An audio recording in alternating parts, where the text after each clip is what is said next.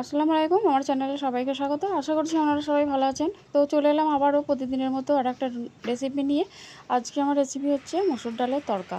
তো এই তড়কাটা আপনারা রুটি, পরোটা, লুচি, নান সবার সঙ্গেই এটা খেতে পারবেন, আর বানানো একেবারেই সোজা।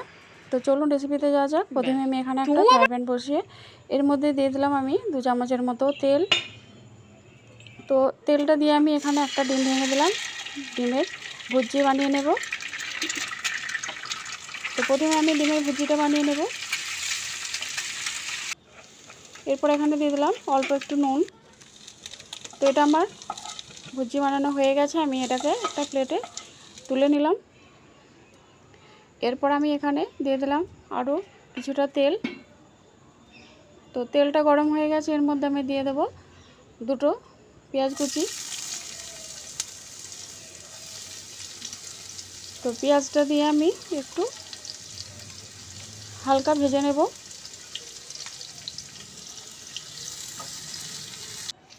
তো এরপর আমি এর মধ্যে দিয়ে দেবো একটা বড় সাইজের টমেটো কুচি।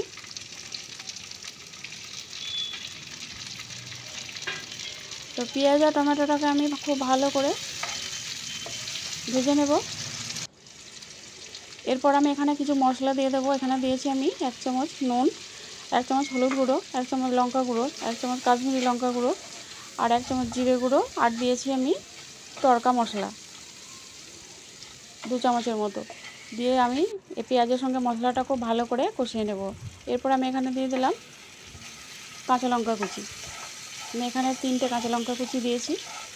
ঝালটা আপনাদের স্বাদ মতো দেবেন। এরপর আমি এখানে মসুর ডালটাকে ভিজিয়ে রেখেছিলাম 10 মিনিটের মতো। তো এরপর আমি মসুর ডালটা এই মশলার সঙ্গে দিয়ে ভালো করে কষিয়ে নেব।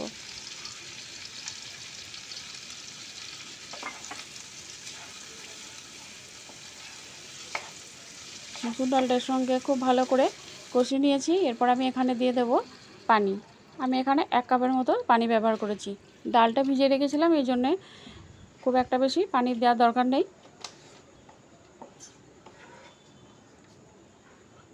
তো পানি দিয়ে এর সঙ্গে খুব ভালো করে মিশিয়ে নিয়েছি। এরপর আমি এটাকে ঢাকনা দিয়ে ঢেকে দেব। আমি এখানে ঢাকনা দিয়ে ঢেকে দেবো 5 মিনিটের জন্য। তো ফিরে এলাম 5 মিনিট পর। এবার দেখে নেব। তো দেখুন আমার ডালটা প্রায় সেদ্ধ হয়েই গেছে,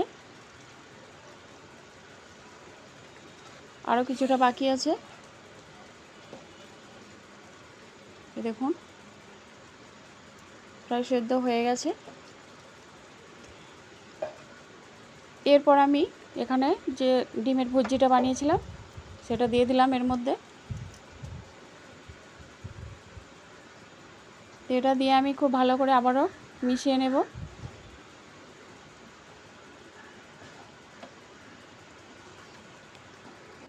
এরপর আমি এখানে দিয়ে দেবো অল্প কিছু ধনেপাতা কুচি।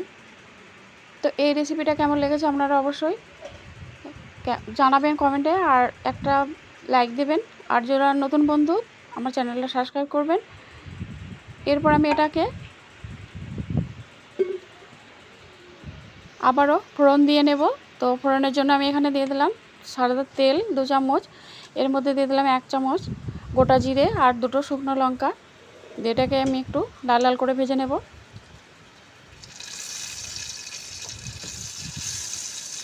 তো এটা আমার লাল লাল করে ভাজা হয়ে গেছে। এরপর আমি মসুর ডালের তরকার মধ্যে ফোড়নটা দিয়ে দিলাম।